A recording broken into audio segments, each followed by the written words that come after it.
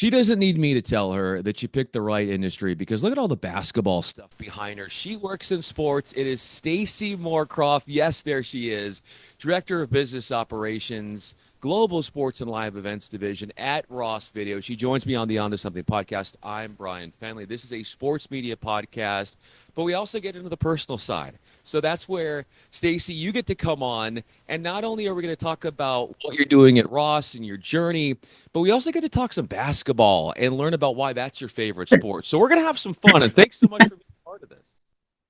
Yeah, no, I'm happy to be here. I'm happy to join you, Brian, and yeah, talk a bit about basketball, talk a little bit about growing up in sports and in Canada, growing up in sports, and how I've gotten to where I've gotten to now.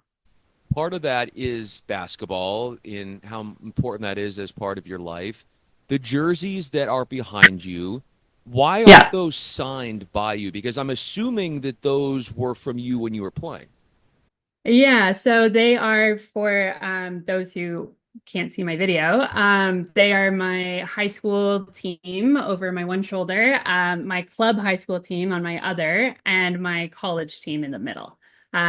So I was lucky enough the years I was playing that each time our teams were retiring our old looks and looking to give away our old uniforms. So I was able to kind of bring the biggest pieces with me into quote unquote retirement.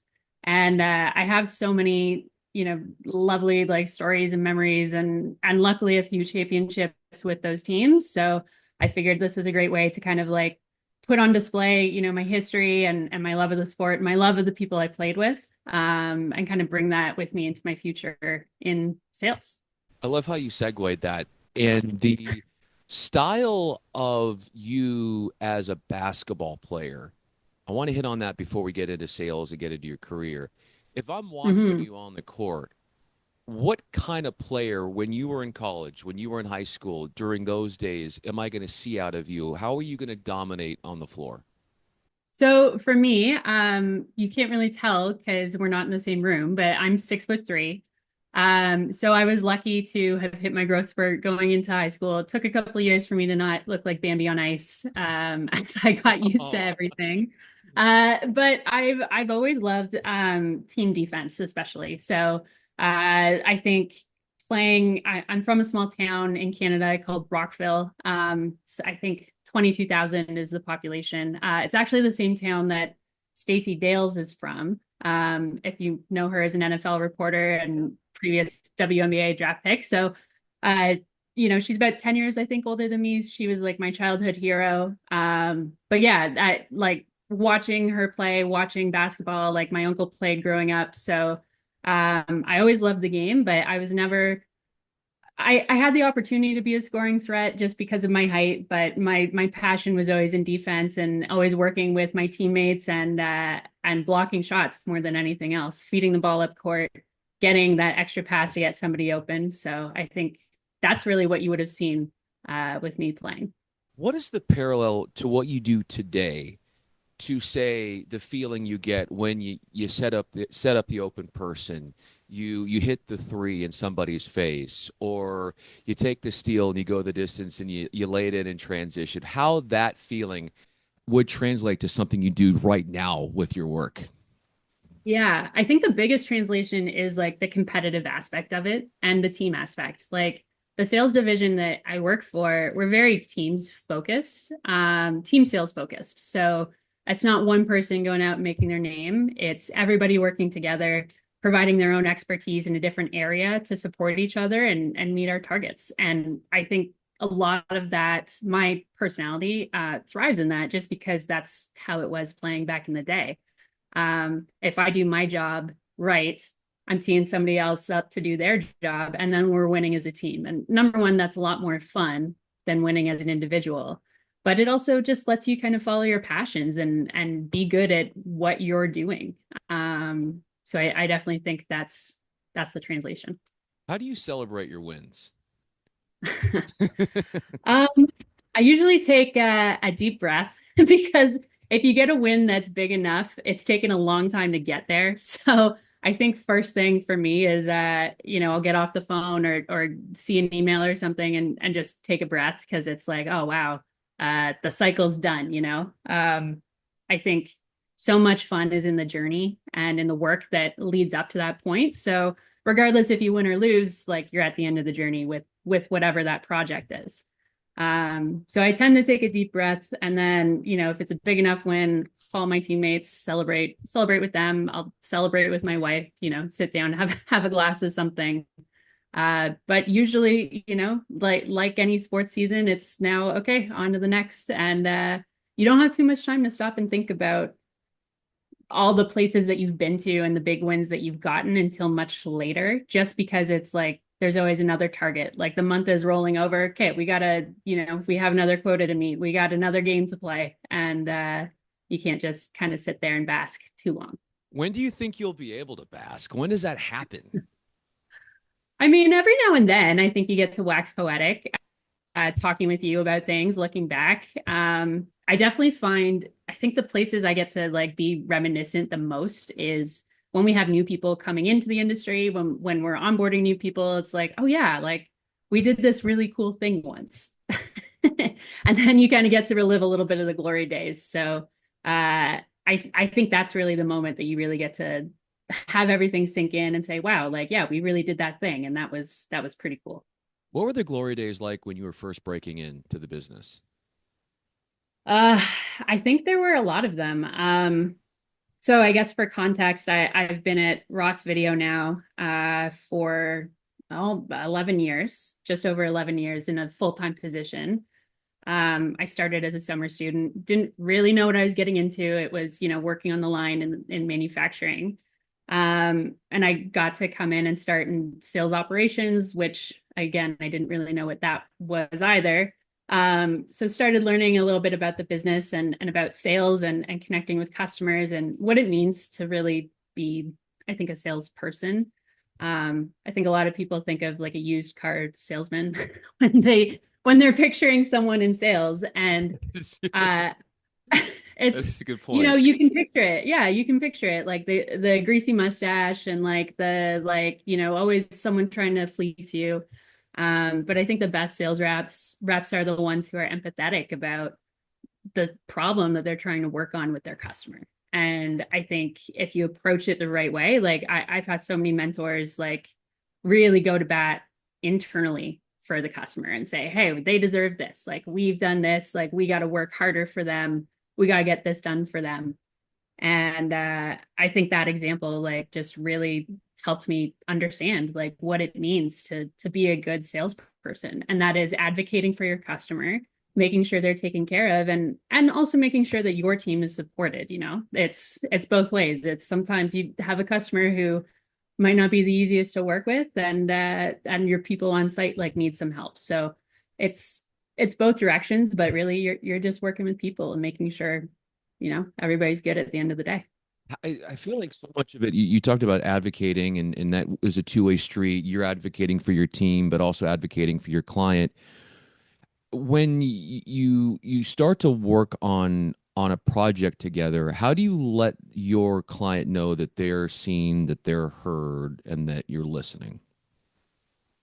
I think it's, I think that's a good question. I do think sometimes, we can get caught up in meetings, in email chains and things like that. So I'm lucky enough that in the broadcast tech industry, there's a lot of touch points. There's trade shows, there's customers, sites, and visits, and things like the IDEA conference, which for those who don't know, it's actually pretty cool. It's the top venues like in collegiate sports and professional sports all over.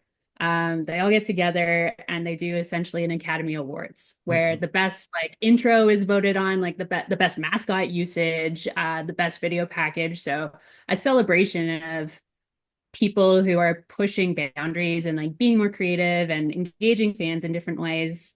And I think getting to attend things like that celebrate like the good in the industry, like that's where you get to kind of talk with everyone and say, yeah, like isn't this awesome that you were able to do this and we were able to support you with it.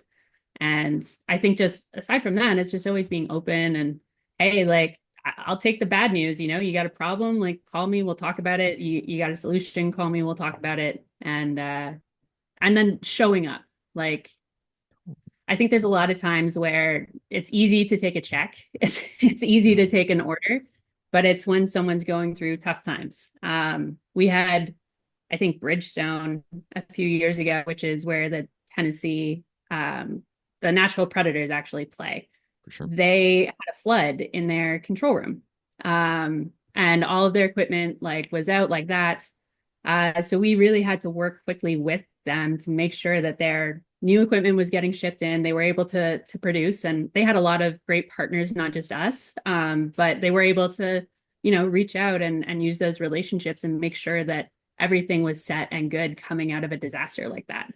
I think more and more as we see gigantic venues all over and they get hit pretty hard with hurricanes and natural disasters and things like that. It's like, who's going to stand by you when you have to turn something around really fast and make sure that you're able to produce a show and you're able to, give your city something to look forward to. That's, to me, that's part of the job, and it's a really important part. What rise do you get when working under deadline, under pressure like that, when you got to turn something or something happens, there's a weather event or a disaster, natural disaster, and you've got to be able to pivot super fast? Yeah, I mean, I love it. I went to college, and I went to Algonquin College in Ottawa, and I took the advertising program, which is 3 years, relatively intense, for design and copywriting and things like that. But like everything was under deadline, everything was under pressure, and like I don't know, I just love it. I love having deadlines. I love like working hard quickly and having to focus on something, which is tough when I don't have a project like that because that energy has to go somewhere. But again, like to the team mentality thing, I'm so lucky. Like on the rest of the sports and live events team, we have super talented like project people who are willing to get on a plane and go somewhere, to have boots on the ground and get things done. Like they were the first ones flying during COVID. The second we can get on airports to get people out to site, like they were like, send me, this customer really needs me on site. There's those of us, like I was in a situation once where I think it was a long weekend. Nobody was working to ship something over the border. I got in my car and I drove something across and got it to Sunday Night Football in time in New England. Like there's things like that. Like it's the people who care, and it's the people who are willing to go that extra mile to make sure that, like a broadcast is going to happen. You can't just say like, oh, I guess we're not going to go on air tonight. Like there's too much at stake, not even from a money standpoint, but just like people want to watch their sports. They want to watch events. It's how they feel connected. Like it's really important, I think, for communities to have access to that. The way you acted on the fly like that, that's a really cool story. And I appreciate you sharing that on the podcast episode here. Stacey Moorcroft is with me. I'm Bryan Fenley, On to Something podcast. Over the years, how massive, how much bigger has Ross Video gotten in the way that your team has taken off? Yeah, I mean it's been huge. I don't say that very lightly. I think when I started at the company, sports was, kind of an afterthought. We were mostly like traditional broadcasts, so, the CNNs, the NBCs of the world. And I think there was space, like we were doing some venue work, but not a ton. My boss came in, he was Kevin Cottam, he's business development manager at the time. And he saw an opportunity in the market for us to be different and introduce something different, for our customers. And I was lucky enough, I got matched up with him when I took an inside sales position. And I learned so much like from him. We had our first solutions architect start. So I think it was three of us in the beginning. And we've in those years, I think it's been 7 or 8 years, we've like easily 10x the business. I think we're doing business with almost every NFL team, like directly in stadium, every baseball team, like tons of, I think every NHL team, almost every NBA team. Like we're pushing into women's sports, WNBA, PWHL.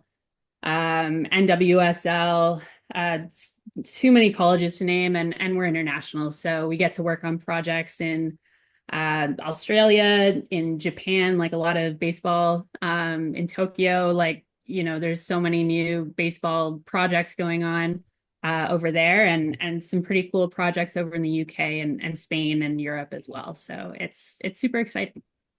It certainly is. What would you think would be and has been the biggest marketing tool in terms of what that looks like and how that now catches the attention of people globally? This catches the attention of other leagues to where they see it and now they want you guys to be a part of it too. Yeah, I think it's twofold. I think there is a bit of number one, the US, like everybody internationally, you see kind of the big stadiums launching in America, and there is a little bit of I want to do what America's doing. We're seeing it a lot in the Middle East, especially. Saudi Arabia is really pushing that way. They're looking at hosting a number of World Cups and things like that, so they're being considerate of that level of tech. Even in Europe, you've seen, traditionally soccer, football isn't as heavy in fan engagement, but as the tech becomes more widely available and as they see it doesn't detract from the game, you can do it in ways that augment the game and make fans pay more attention and engage them differently. We're starting to see a little bit more movement in that as well. I think specifically in my career, the first huge stadium that we did was Mercedes-Benz Stadium. So that's the dome over in Atlanta, that the Falcons, I think it was complete in 2016 or 17. But that totally changed the game for us, for venues, for the way they think about displays. It was I think one of our first big Tessera product installs. So it took our small system and blew it up to a huge, gigantic component. We just did like a whole hardware refresh for them this year. So it was pretty wild to go like full circle and see that again. But from there, like we just kept growing, and we did SoFi Stadium a few years ago in LA. So like everything there, the graphic displays, like our systems kind of all over that stadium, and getting to see that in person and like what that looks like, and the impact, talking with the operators, the producers, like what they can do with the show, especially in places where they have to turn over venues to represent different teams. Like it's incredible how much faster they can do that and give people coming to the stadium like a full experience, depending on like, if it's Chargers or if it's Rams, like we can flip this over so much faster. So it's yeah, it's just super exciting. What's the best compliment that one of your colleagues, those who you work with, could give you? That's a good question. I don't know. I think probably for me, it's being there, like being there for them. Um, I think my whole life I've taken a lot of responsibility to like be the person who's available. Whether it's, with my family, with my friends, with work, prioritizing others, making sure everybody feels taken care of and heard. Um, so I think for a very long time, anyways, that would be the number one compliment I could get, is like, wow, like you've done so much, you've been there for me, thank you. I think, like any millennial uh, going through therapy, I think I can recognize that that's not always the best thing to bring to the table. And, you can burn yourself out that way. And in fact, I did, what was it? Yeah, summer 2020. I was single, like in my apartment, working way too much. And I just hit a wall. Like I totally burnt out and got exhausted and had to step away from work. And it was difficult. Like I didn't realize how much of my identity had turned into, I never said goodbye to myself as a basketball player. I transitioned that competitive energy into my career. And then it totally overwhelmed me. And I didn't have that balance in my life. And I'm lucky I had a very supportive like company and boss. Um, but I needed to step away and I needed to find other things. And I had just started seeing my girlfriend, now Mhm. wife, and I'm lucky she was very supportive as well, as I, took a step back from so much in my life and kind of like let things go. But I think it was really important, and it helped me see, like, you know, these things that have always been my strengths can also be my weaknesses. So having that balance, having that ability to understand, like, when I'm pushing too hard, or too invested, and all of those twos. When do I need to take a step back and like think about what I need right now in this moment? So Does that come with more like more mental awareness that it's almost like a muscle that you're working to where you now know this is what it takes to get the job. This is when I'm maxing out. This is when I need to be a little more judicious with your time. I think so. I mean, I think it's a combination of things. It's experience. It's having people in your life who can call you on it. Again, I'm like, not a lot of people can say they've been at the same company for as long as I have been, and I've been working for my boss for, 7 or 8 years now. So he knows my tendencies and can call me out and say, "Hey, I think you're going at this a little too hard." My wife can help me, like, not that I want to put that on her, but she can recognize things, like if I'm getting stressed, if I'm too focused. And it's funny too, like going through all these things since that burnout, realizing these different personality traits and like tendencies that I have. I was actually diagnosed with ADHD, I think, last fall. And that's been such a huge change, because it's understanding that it's not just like, oh, like there's a squirrel and now I'm going to pay attention to like something else, right? It's recognizing that I can get hyper focused on projects, and I can, pour so much of myself into something that I'm ignoring other needs. And how do I make sure that I've got like balance and checks in place, that I'm not putting myself in that position all the time. So yeah, so I don't know. I think with mental health, and with your relationship with work and work-life balance, like, it's so easy to just say, like, oh, you should only work 8.5 hours a day, and you should only, you should do these things. But I think it's so much more than that. It's figuring yourself out, and it's a lifelong journey, honestly. So I'm sure I'm going to keep learning. Yeah, but you hate to go through something like that in 2020, the burnout, but it Yeah. really seemed to be, in a way, a blessing in disguise, a wake up call for you. Where, what is it about life, Stacey, where the things that can be the hardest are the things that shape us and ultimately are the best for us? And it's moments like that where we have to fall to that level to then get better. It's just like a Oh, duality or a dichotomy or something. yeah, 100%. And I mean, I'm sure a lot of people, went through, like, there's so many stats and things that say that too. Like, so many people started dealing with anxiety out of COVID and the pandemic. And I know things were kind of different depending on where you lived, but in Canada, like, our lockdowns were boomeranged a lot. And I do think there's a lot of mental health that came with that put people who were probably in precarious positions before the pandemic, like, it like you said, it just kind of magnified it, made it more top of mind. And I think, there's a lot of negative with that. Like, it's hard living with it, and some people have recovered well and some people haven't. For me personally, like, it was a wake up call, and it was a bit of a, okay, like, let's look at this differently. Like, let's approach this differently. Let's find a different way to think about things. And I don't know, there's so many instances, I think, in life where you can look at things and be upset or disappointed, or you can say, okay, well, maybe this is something I need to rethink, and go from there. There's something to be said about this industry because it's fun. There's so much passion. There's a lot of pride in what you do and what we do, that it's easy to fall down in that trap of losing an awareness of ourself. Like we put ourselves last.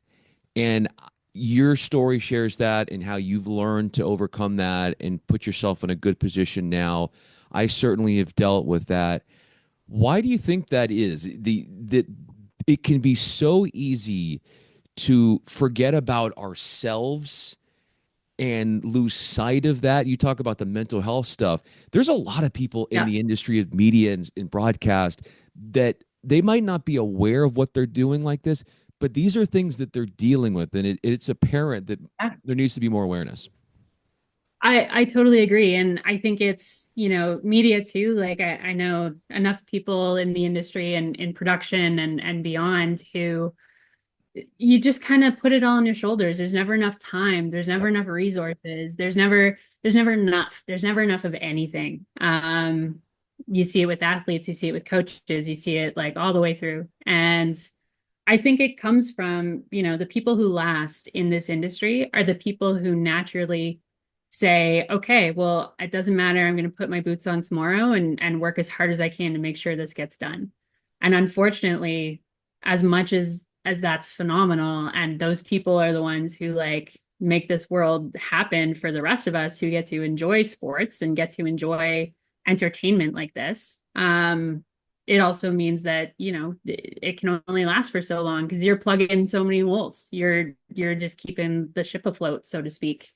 So I do think it's really important. I think it's important that people can take time for themselves, that people, not to, get on Chapel Roan's hill, but that people get a living wage and people, like have healthcare in between seasons when they work for teams and things like that. It's and sports media companies and everything, because you can go so hard at something, but at what point, I think especially as a manager now, like you got to take care of your people. And that's really something that I'm learning more and more is you have to advocate for the people working for you. You got to make sure that they're getting paid and that they feel supported and accomplished and all of those things, because they're the ones working their butts off every day.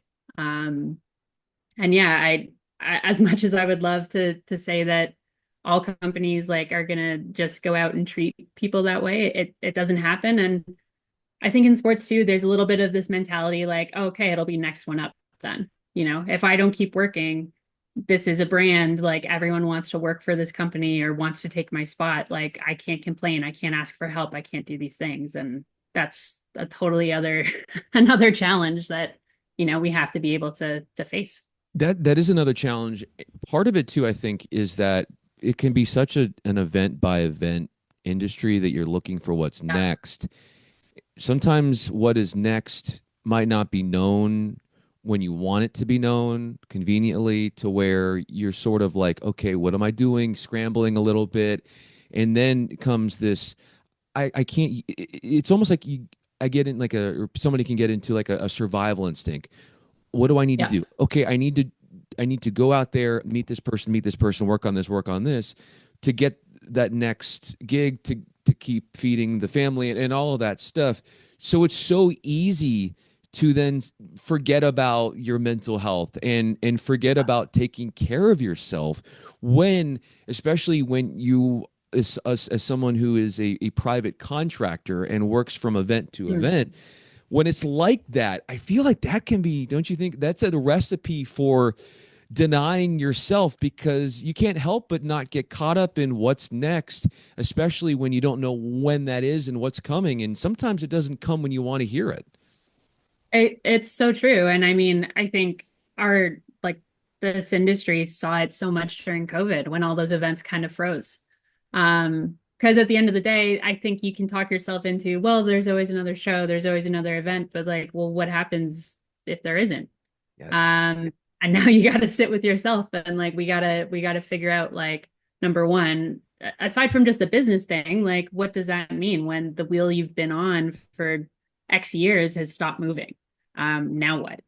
And I see a lot of people in the industry who've they go into retirement and then they come back and they're freelancing on the side and they're doing this and that. And I think part of it's a passion and like there's so many incredibly smart people who get so much out of the job, but it's also, you got to ask yourself the question at the end of the day, like, how much is this just like the situation that I've found myself in, and the pressure I'm putting on myself. And yeah, I do think it's going to be interesting as our generation continues to like age and grow and take on that more senior level position. Like, how are we going to handle that part of our careers? How are we going to handle retirement? Not even from a, do I have enough money to retire standpoint, but like, am I mentally able to walk away from all of this? And, is that going to be okay for me? Especially when you're in a field, I think that isn't necessarily always 9 to 5. When you're working, and all due respect to everybody working a 9 to 5, but I think that just in the experiences that I've had in the industry of broadcast, when you're usually these events that you're doing, you could be on site for a plethora of hours. You're on the road. It's not your traditional Monday through Friday 9 to 5. When it becomes more time consuming, that which I feel like corresponds and correlates to taking it on as more of your self identity, the work, where the more hours you're putting in beyond the normal, say, throwing arbitrary 8 hours per day, that Yeah. that can lead to you taking on more of an identity behind it, to where, when, like you said, when something doesn't show up because of the COVID, or when in here in LA, I had a couple of events get canceled because of the fires that we Yeah. had, and it's out of one's control. But that, and you feel for everybody that's going through all those tough times. That is Yeah. where it gets super hard when you're in an industry that takes on more than, because you're I would think you're thinking about, it's almost impossible not to think about work after your day is done. That's just the way Yeah. this industry is, which makes it that much harder Yes. to let go, which you were talking about earlier. Yeah. And I mean, again, like I'm in a fortunate position where I support our teams on site, but like I'm not the one traveling all the time. I'm not the one on the road all the time. I'm not the one working late hours at an event and, like can't actually need to change my flight because they're not ready. Um, like I'm able to, when I went through my burnout, I was able to break apart and have a work phone and a personal phone, to create that separation in my life. And that's actually been the best thing I've been able to do. And if any of my customers or partners are hearing this, yes, I'm sorry. I still respond. I check in every now and then. I swear I still care. But it's just given me like enough separation to like mentally, when I'm with my family, I'm with my family. When I'm like with myself, I'm with myself. And I think that's super important to have. I think I underestimated, how important that is. And just, yeah, like you said, trying to not be thinking about work all the time and trying not to be thinking about XYZ. And I don't know if that's ever going to happen in this industry, like I'll sit and watch a game and I have to be chewing on my knuckle because it's like I'm just looking at the production and feeling some type of way, and finally I'll have a friend or family member say, "You can say it, like what's going on? What do you want to talk about?" And yeah, so shutting that off mentally is really difficult, but at the same time, I think super important. I want to leave you with this one question, because I would think so much of what helps is having that support system, and to have that Mm. supportive wife that you have.